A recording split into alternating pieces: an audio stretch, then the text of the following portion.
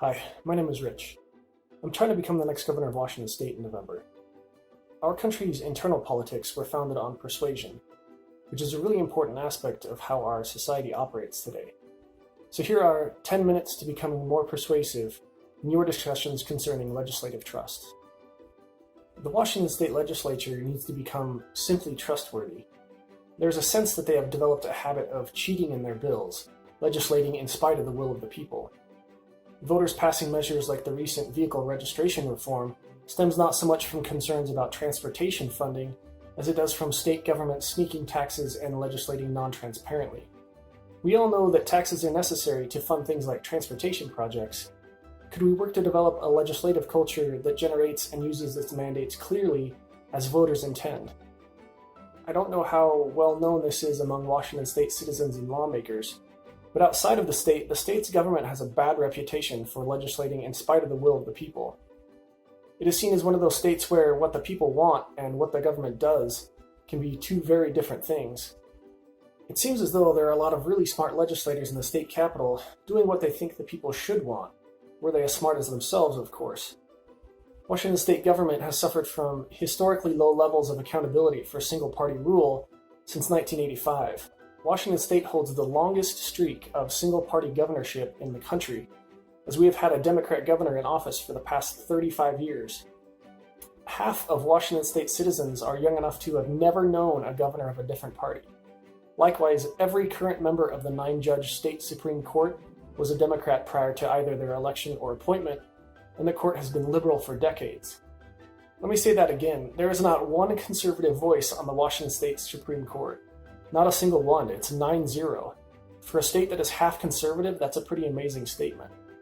As well, since 2004, the past 16 years, the Democrat Party has held both houses of legislature, both the House of Representatives and the Senate.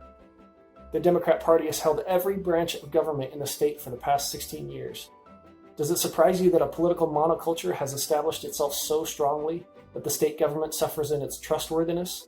That it suffers transparency problems, coercive tactics, and legislating outside of the will of the people? So here are a few of the bad habits we see today. Title-only bills are a political gimmick that allow lawmakers to circumvent the Washington State Constitution while writing legislation. This trick has benefited the Democrat Party for the past 2 decades, since they have controlled both the legislature and the veto power of governorship. The Constitution actually states that each and every bill must be introduced at least 10 days before the end of the session to allow for public review and deliberation. But what they have done instead is to write bills with titles only, without substance, so that they can completely rewrite the bill within the illegal 10-day window prior to the end of session. This maneuver prevents the public from either viewing or deliberating the law while it's being generated, and precludes the necessary 2/3 majority needed to push through very important bills. Legislators prepared 26 of these title-only bills last year and used 4 of them. 2 of these title-only bills included controversial tax increases, which even some Democrats opposed.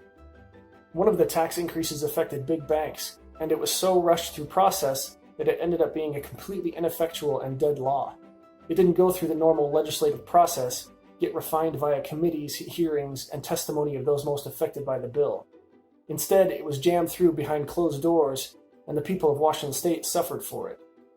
As the Seattle Times stated, if a law really is so important that it merits a rush job without public input, then there ought to be 2/3 support for it, just like the state constitution says. In this case, the banking industry filed a lawsuit against the tax bill and its title-only origins, but the state's Attorney General's office has thus far supported the practice.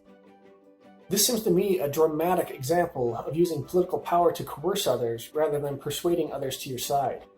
I think that any governor of Washington should make a declaration that they will completely veto any bill arrived at by any method other than persuasion, regardless of which party generated the bill.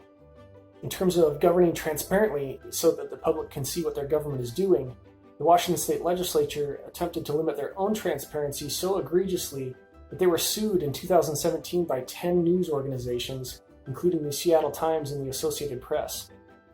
The state lawmakers had declared a self-exemption from the Public Records Act, all while still applying it to other state and local government offices and all of their official emails, texts, calendars, and other documents. It was just themselves that didn't need to follow the law. and a court agreed with the news organizations that the lawmakers should act transparently, along with every other government entity in the state. The lawmakers then generated and passed a bill within 48 hours to again exempt themselves. The state's Supreme Court finally stepped in to rule that the lawmakers had lost the lawsuit, and the governor, who received 19,000 calls, letters, and emails worth of public outcry, vetoed their self-exemption bill. As of this legislative session this year, the lawmakers have said that there are no plans to circumvent their newfound transparency requirements. The Washington State Treasurer has described yet another bad habit in the form that the state now owes $21 billion in debt and is considered a heavily debt-burdened state. Debt-based governing is now a staple of Washington state politics, and the habit of paying for projects without money on hand is setting up a crushing future for our children's finances. The Treasurer has stated that it is not a sustainable practice, so the question is, what happens next? Do we wait for our state economy to fail before we do something? Do we wait until the state bankrupts? What is the end of this? More people have come to Washington state from California than any other state in recent years, and one of the reasons is lower taxes. But the irony of the situation is that the current tax structure in Washington state can't pay for its programs. It can't even meet the budget. To prevent debt-based governing, our state would have to either significantly increase its taxes or significantly reduce its spending. To help offset this recurring annual debt, state lawmakers have been transferring money from the Rainy Day Fund and the Local Infrastructure Fund into the General Spending Fund. Money that is supposed to go to local governments for vital infrastructure projects is swept into the General Fund, then leaving the local governments to pay for projects via debt. The final bad habit concerns the willingness of state lawmakers to disregard the will of the people they govern. An initiative to cap vehicle registration fees in Washington state to $30 has been passed by the state's voters 3 separate times, in 1999, 2002, and again in 2019. And all 3 have thus far been struck down by the courts. In fact, out of 11 total initiatives that their author has had passed by voters, 8 of them have been either fully or partially struck down. You would think that given the popularity of the vehicle registration initiatives, the legislators would do something to enact the will of the people into a law, but they have not. Instead, they strongly oppose the initiatives due to budget concerns. Is their first duty not to represent the will of the people they govern? Or are they simply there to satisfy their own needs? No matter what you think of the initiative or its consequences, should lawmakers not simply respect the will of the governed and deal with the consequences after? Do the people of Washington state exist to support the state government, or does the state government exist to support the people? Through this initiative, voters sought to limit annual licensing fees for vehicles to $30, except via voter approval.